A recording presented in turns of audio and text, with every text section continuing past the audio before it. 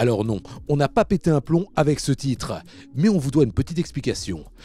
Commençons par un petit rappel express pour les deux du fond, avec un dessin parce que c'est plus rigolo. Dans une unité de méthanisation, on utilise des intrants pour produire d'un côté le CH4, c'est le fameux biogaz injecté dans les réseaux, mais aussi du CO2 biogénique. Et ce CO2, on le relâche souvent dans l'air, alors pas de panique, il est moins polluant qu'un CO2 fossile, mais Yann Raoult, fondateur et président de Waze, s'est dit on peut faire mieux. Il a donc mis au point une technologie capable de capter ce CO2 dans du bois.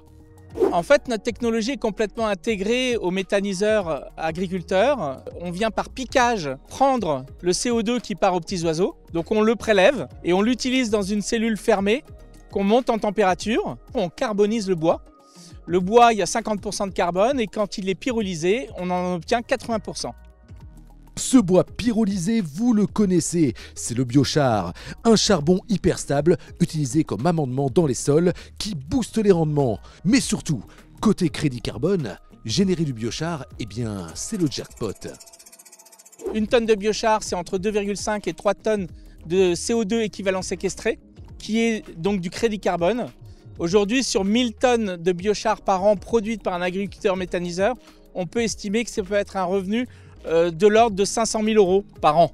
Ça vous fait saliver? Moi aussi. Mais au-delà du porte-monnaie, à l'échelle nationale, cette technologie pourrait bien être un game changer dans la réduction de l'empreinte carbone.